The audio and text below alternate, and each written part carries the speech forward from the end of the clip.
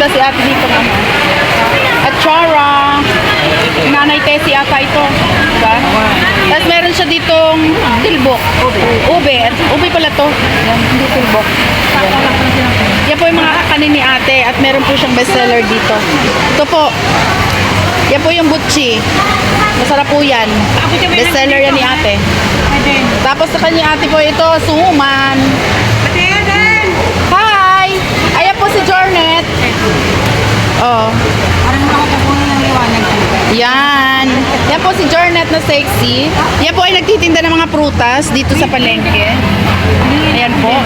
Tapos meron po si ating mga tinda ditong gulay. Ayan.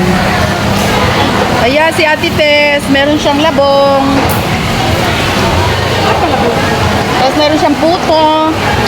Ito po yung puto niya, oh. Nakalagay sa ano. Llanera po yung lagayan. Meron pong cheese, flavor. Meron din pong mga gulay si Ate Tess. Ito, oh. Laing. Si Joanne. Laing po. Tapos meron siyang ito po, masarap po, atsarang baylen. Masarap po yan.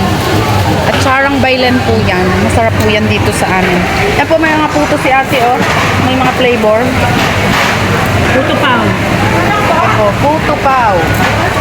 Yan po yung mga kakanin dito sa amin sa baylen. Marami po ditong kakanin.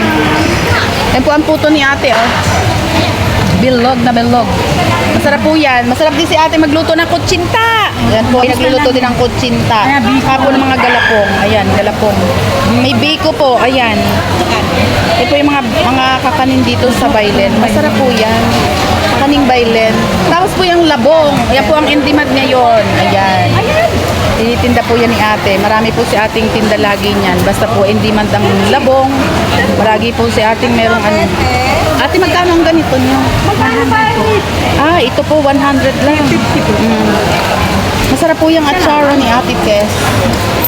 Tapos dito po kay Nanay Tessie, kanyang masarap dito at bestseller. Ayan po, oh, ayan. Ang kanyang ano, lagi akong dyan bumibili. Masarap po yan. Ito nga po yung binili ko, oh. Kinakain ko na po, masarap po yan. Ito po yung mga kakanin dito. Ayun po yung isa. Friend ko po yan, si Jornet. Yan po may tindang prutas. Masarap po yan dito sa ano, sa baylen. Yan po yung mga kakanin. Ayan po, oh, ito. Ayan, ang atsara ni Ate Tess. At ito ang kanyang puto. Ayan yung mga gulay, laing. Ayan po yung pinakamalaking lagayan. Meron pa po yung, ang tawag po din sa baylen yan ay Kilawin. Papaya, kilawin. Kilawin papaya po yan. Dito ko lang po yan natikman sa baylen. Masarap po yan. Ayan po, oh. Ayan. Ayan po ang kanyang puto. Yan. Pag gusto niyo pong umorder, dini lang po kayo kay Ate Tess. Meron po siyang kakanin. Ayan po. Masarap po yan. Ito ang ube.